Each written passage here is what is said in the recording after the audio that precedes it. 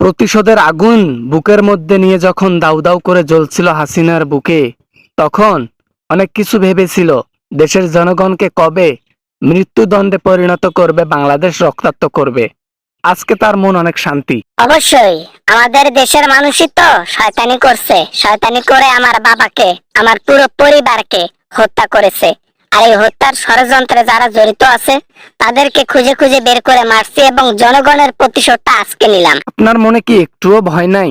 আপনার মনে কি একটুও দয়া মায়া কিচ্ছু নাই? আপনি কি জানেন আপনি মৃত্যুর সঙ্গে মুখোমুখি হচ্ছেন? আপনার বয়স শেষ হয়ে যাচ্ছে। আপনি কি জানেন মৃত্যুর পর কিচ্ছু যাবে না সাথে? আপনি যা উপার্জন করছেন তা কখনো আপনার নয়, দুনিয়াতে রেখে যেতে হবে। তাই ভালো কর্মে লিপ্ত থাকলে হয়তো ভালো কাজের অজুহাতে হয়তো বেহেশতে যাইতে পারতেন, বাট না, দুনিয়া থেকে জাহান্নামের সার্টিফিকেট নিয়ে যাচ্ছেন। জাতির উদ্দেশ্যে শুধু একটা কথাই বলবো, বাংলাদেশের জনগণ আমার সাথে প্লিজ তোমরা লাগতে এসো না। লাগতে আসলে রক্তাক্ত করে দেব, তারপরও আমি গদি ছাড়বো না, বলে দিলাম। শেষ রক্তবিন্দু পর্যন্ত আমি গদিকে আগলে রাখবো। গদি তো শুধু একটা পদবি মাত্র। যখন মারা যাবেন শুধু গদি কেন, দুনিয়া থেকে একটা পয়সা কানা করিও কবরে নিয়ে যাইতে পারবেন না, এই কথাটা মনে রাখতে হবে। দুনিয়ার মধ্যে যে পাপ কাজ করছেন এগুলার হিসাব দিতে হবে। জনগণকে না দিতে পারলে আল্লাহ কিন্তু ছাড় দেবে না কখনোই। তুমি নিশ্চয় বিএনপির লোক, নয়তো জামাতি ইসলামের লোক। না হলে কি আমার সাথে এই দুর্ব্যবহার করতেছো তুমি? এত বড় সাহস তুমি কোত্থেকে পাইলা? তুমি আমাকে যে কথাগুলো বলতেছো, তুমি অবশ্যই বিএনপি করো, না হলে জামাতে ইসলাম, না হলে সাহস নেই কারো এরকম কথা বলার। আমি ছাত্র সমাজের একজন ছাত্র, সাধারণ একজন স্টুডেন্ট। আমি শুধু এই কথাটাই বলতে চাচ্ছি যে মারা গেলে সব শেষ। আজকে যারা অভিশাপ দিতেছে আপনাকে, আপনার জন্য যত ছাত্রের প্রাণ গেছে, এই অভিশাপগুলো আপনি নিতে পারবেন না, কখনোই নিতে পারবেন না।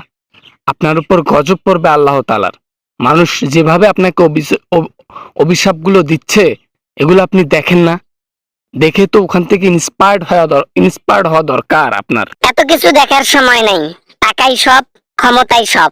এই দুইটা জিনিস থাকলে দুনিয়াতে রাজত্ব করে খাওয়া যাবে, রাজত্ব করা যাবে, লোকদেরকে পুতুলের মতো নাচানো যাবে।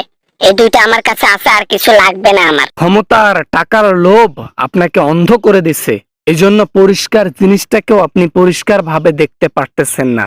আপনি অন্ধকারে ডুবে আছেন, সেই অন্ধকারে যেখান থেকে মানুষ কখনো ফিরে না। আল্লাহ তাআলা দেখতেছেন, ছাড় দেবেন না, এইটা আপনাকে মাথায় রাখতে হবে। আপনি একটি ফুটো করিও আপনার কবরে নিয়ে যাইতে পারবেন না। কার জন্য এত কিছু করতেছেন? না না না না না, তোমার সাথে আর কথা বলা যাবে না। কথা বললে লস। তুমি দেখি পয়েন্টে পয়েন্টে জয়েন্টে জয়েন্টে মেরে দিচ্ছ কথাগুলো। আর কথা বলতে পারবো না, আর আমি পারবোই না তোমার সাথে কথা বলতে। Good bye.